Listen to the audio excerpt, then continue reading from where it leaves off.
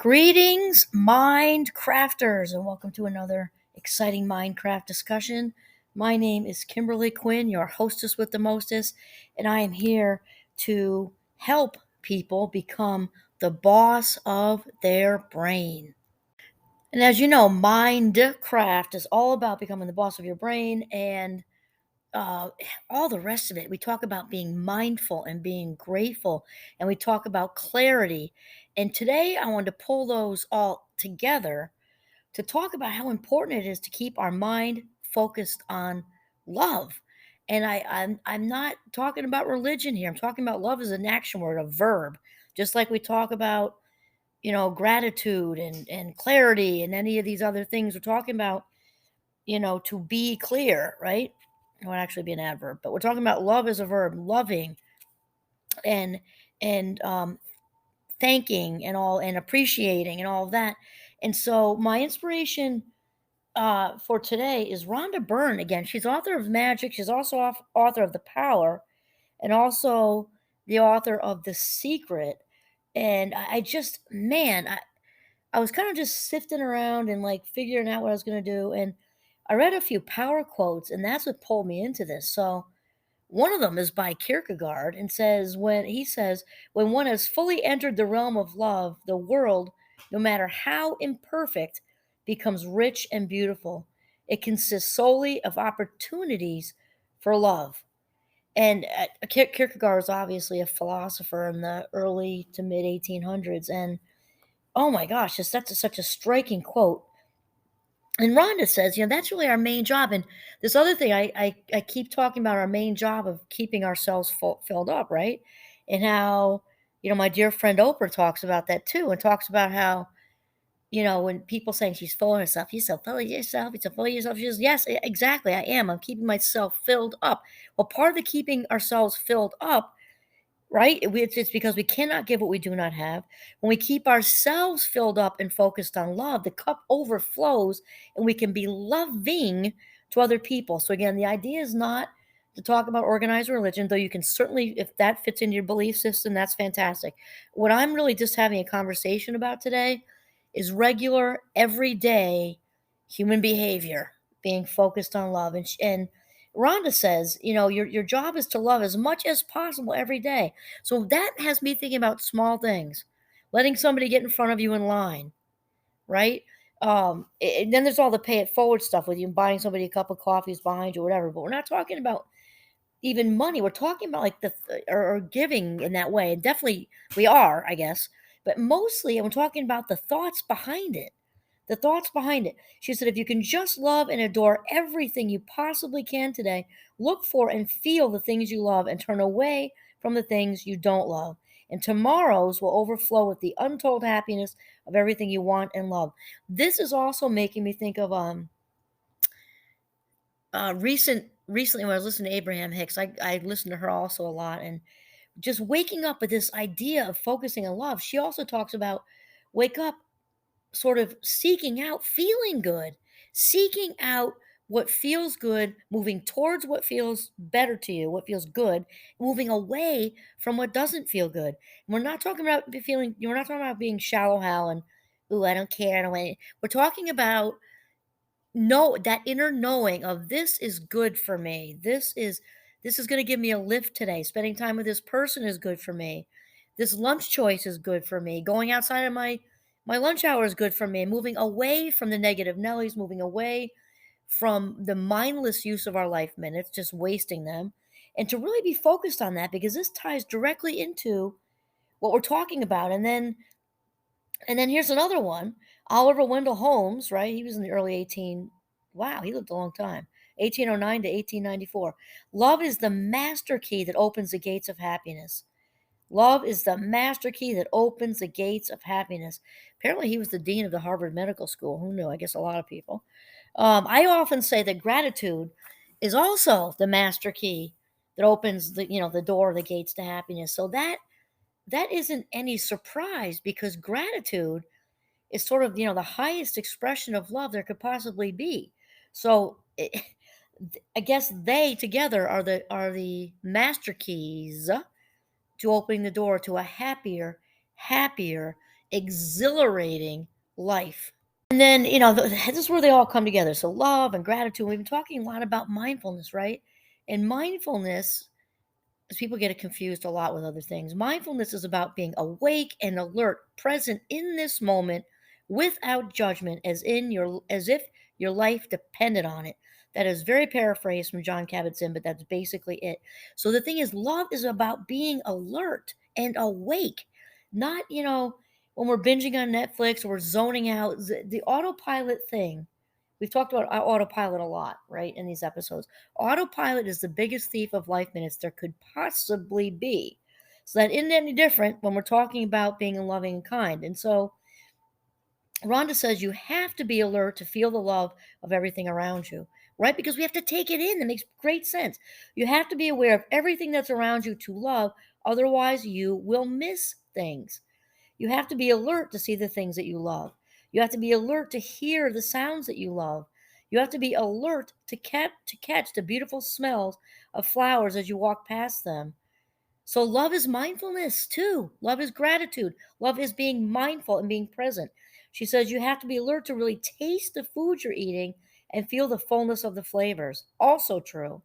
If you're walking down the street listening to the thoughts in your head, you miss it all. Amen, sister. She is preaching to the choir. I was just talking about this with my cog psych students, many of whom took Minecraft, so they, like, three-quarters of them kind of knew what I was saying. But if we are not present in this moment right now, we're missing out on our lives. That's just very plain and simple. That's the facts. If you are not present in the moment in your life, actively engaged in your life, you are missing out on your valuable life minutes, which means you're missing out on your life, and that's just it. You can't get them back. Circle in the drain, never to return. That's the cold, harsh truth.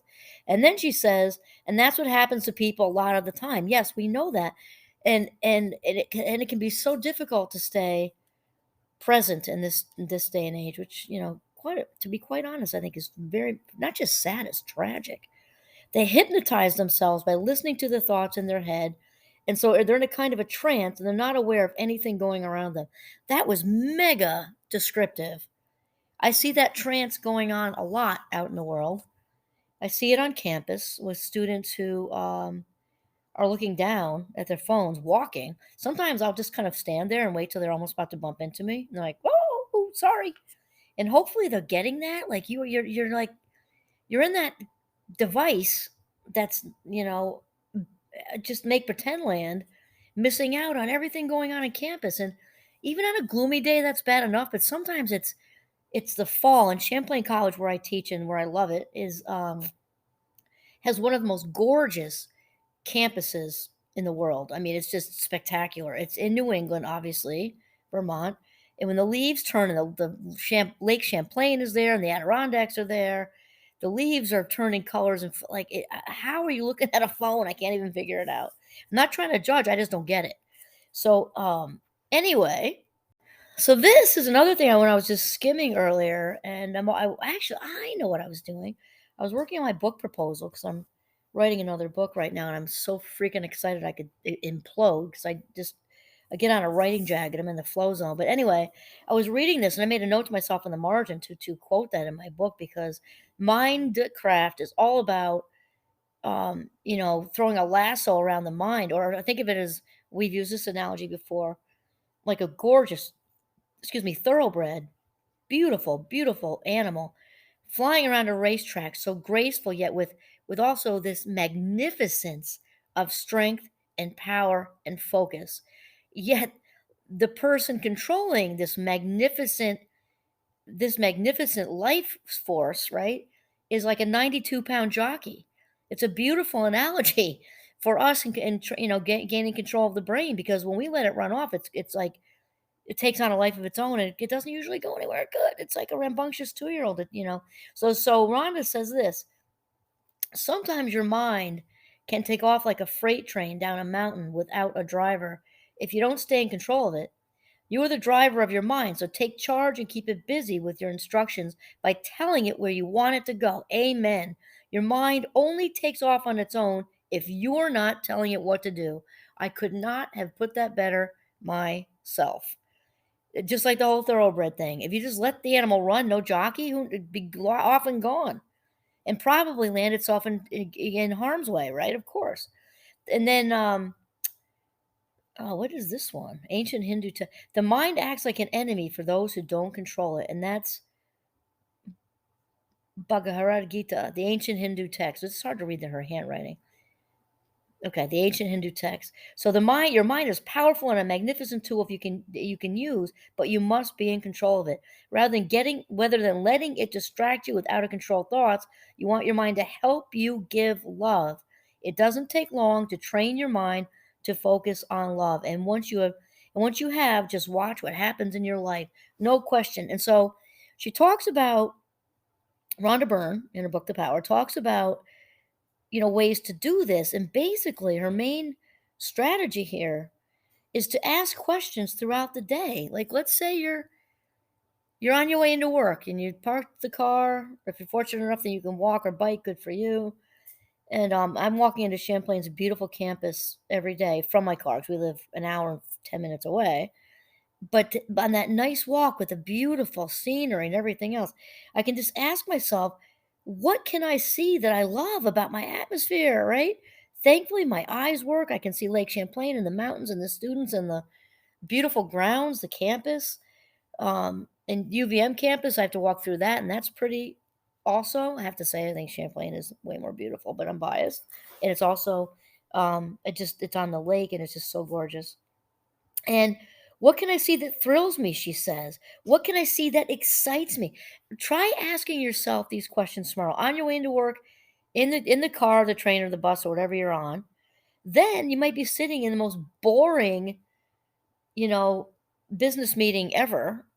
Ask yourself in the middle of the most boring business meeting ever, what about this excites me? Just you might have to it might be like pulling a molar, okay? But think about it. There might be a person in there that you like. You're thinking about having lunch with. I don't even mean romantically, or it can be that. Think about, you like the wallpaper, you like the paint, you like the vase that's on a desk, you like what somebody's wearing who's 3 people away from you. You like that it's going to be over in 20 minutes. You can go on to what you really want to do.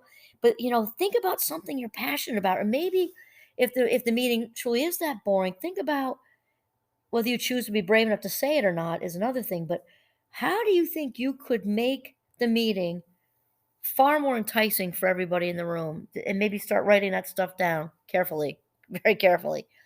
If there's too much data, too much numbers, write that down. More human engagement. Maybe add some humor in. Maybe have a break in the middle.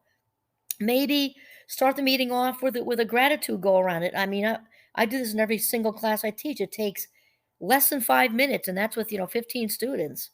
So, but probably like 3 minutes, maybe, unless somebody kind of goes off a little, but they usually don't. Maybe have it be someone's turn each week to look up a good joke. So it's just one joke, gratitude, then one joke, something. But you can actually brainstorm. What do I love? What do I love about what's going on in this room? What do I love about what I'm looking at? What excites me? What am I passionate about? What do I love about my own mind and sense of humor that I can come up with these strategies to make meetings less boring? There's all kinds of ways to bring love into your day. And then, of course, the ultimate expression of love is to do something for somebody else. And it doesn't need to be the Peace Corps. You can think during your boring meeting, you might buy somebody lunch. You might just ask them to go to lunch. Maybe, just like in middle school, it's grown-up version now. Maybe there's somebody new, or maybe he or she or they are not new, but they don't really click with anybody and they're a good person. They're just quiet, shy, maybe. Maybe just ask them to go to lunch. Okay? Or, maybe on the way home, offer to do something nice for somebody, or just pay it forward in some way. Some little act of kindness. Straighten somebody's desk. Maybe buy a cheap package of pens, since we're usually without them, and say, here you go. I'm passing out pens. I'm paying it forward. Everybody gets an extra pen today.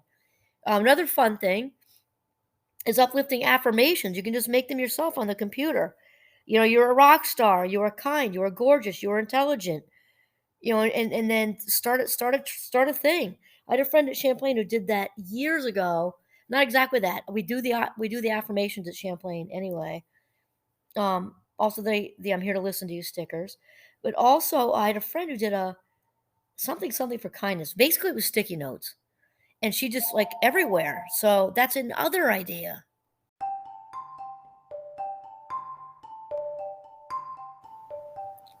Okay, so keeping your mind focused on love. Pascal says, clarity of mind means clarity of passion too. This is why a great and clear mind loves ardently and sees distinctly what it loves. There we go. So the tips are: ask yourself questions all day long. What excites me? What makes me feel passionate? What do I love? What do I love that I'm looking at? Who do I love that I'm looking at? And then all the many ways to do small acts of conscious kindness. And that's it. This is Kimberly Quinn signing off from Northern Vermont. Have a mindful day and let it be full of love.